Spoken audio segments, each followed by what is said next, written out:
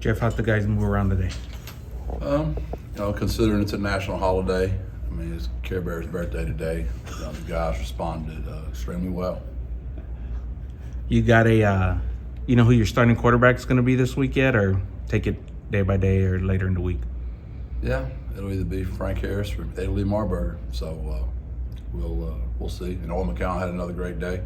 We had planned on playing Owen Friday. We didn't know we were going to get the ball 50 snaps, so it was hard to do that.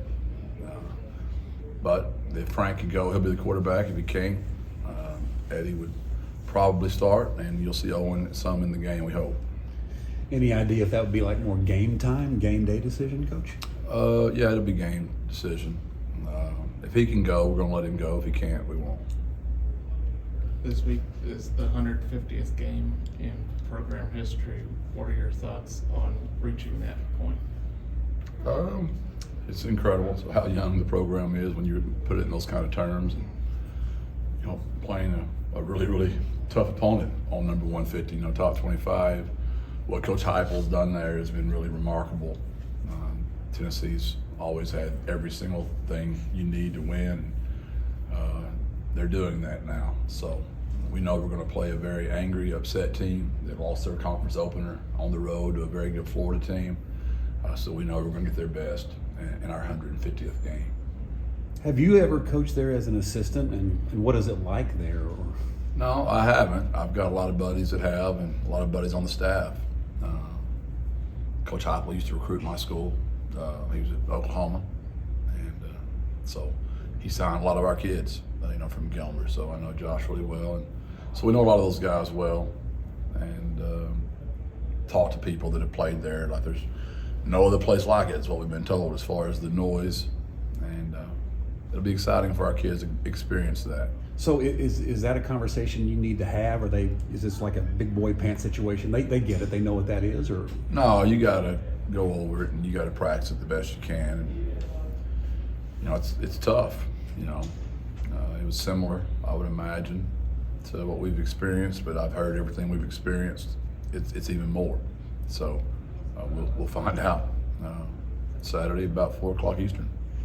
Jeff, having a chance to look back at the film against Army, have you gotten any closer to determining why a turnover generation hasn't been there for the defense yet this season? No, we haven't.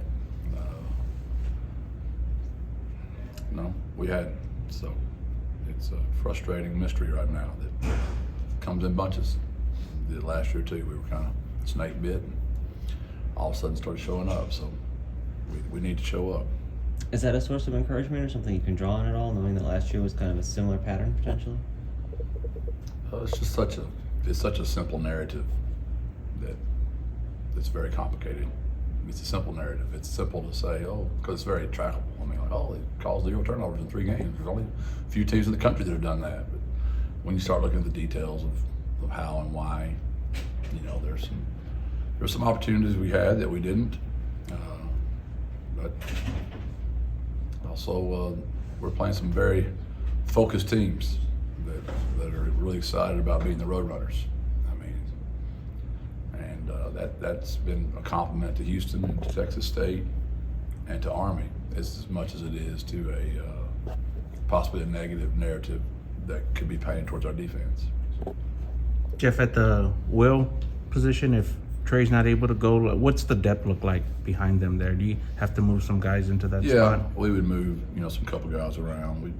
Tripp's done that for us before in the past, number 44, Ronald, and Jamori, and we could move a couple of our Sams around. We've got real depth at the Sam position. We've got 4 guys there that we feel like could play, that we could bump one of them over there as well. Are you confident in Jamori's ability to play a huge number of snaps if it comes down to that? Yeah, I am. Jamori's really gotten just better in so many ways. Starts off the field. I think I mentioned to one of you guys at some point, maybe in our Monday deal, that he hasn't, been on a list in so long. And he used to be, on the academic list, the training room list, late to practice list. He was a list guy, and he's never on there anymore. When you take care of the little things in your life, the big things take care of themselves. And he's done a really good job taking care of the little things. None of us are perfect. Other than you and JJ, but the rest of us, Steven, Vinny, as normal people, you know, we struggle with stuff. And Jamori's no different than me and Vinny and Steven, but he's trying to get to where you and JJ are. Is there a turning point where he started to get better at that, or is it just getting older? How does that happen? You know, it's funny. That's a great question. I hate to give you too much credit. I'm sure you're ripping me all the time. But that was a good question. You never know exactly, like in this business, when you're transforming young men's lives, like there's not like an aha moment. It's never like that.